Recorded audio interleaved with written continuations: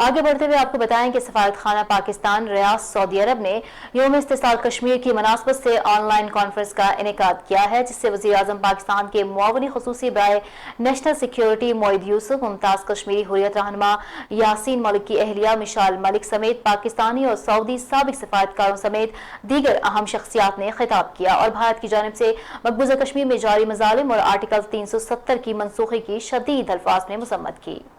سعودی دارالحکومت ریاض میں سفارت خانہ پاکستان کی جانب سے منعقدہ یوم استحصال کشمیر کی آن لائن تقریب سے خطاب کرتے ہوئے وزیر اعظم پاکستان کے نیشنل سیکورٹی کے معاون خصوصی معید یوسف نے کہا کہ پاکستان اور بھارت کے درمیان کشمیر ایک بڑا تنازع ہے، جس کا اقوام متحدہ کی قراردادوں اور کشمیری عوام کی امنگوں کے مطابق حل ہونا ضروری ہے تاکہ خطے میں مستقل امن کا قیام ممکن ہو سکے، مگر بھارت کشمیر پر قبضہ کر کے نہتے کشمیریوں پر ظلم و ستم کر کے مسئلہ کشمیر کو حل کرنے کی بجائے بگاڑ رہا ہے۔ کشمیری حریت رہنما یاسین ملک کی اہلیہ مشال ملک نے اس امر پر تشویش کا اظہار کیا کہ بھارت نے نہ صرف ایک سال کے دوران 5 لاکھ ہندوستانیوں کو کشمیر کا ڈومیسائل جاری کیا ہے، بلکہ بھارتی سرمایہ کاروں کو کشمیر میں پراپرٹی خریدنے کا سلسلہ شروع کر دیا ہے اور اپنے مذموم مقاصد کے حصول کے لیے ہندو کمیونٹی کو بھارت کی مختلف حصوں سے لا کر کشمیر میں آباد کر رہے ہیں تاکہ کشمیر کی مسلم اکثریتی علاقے کو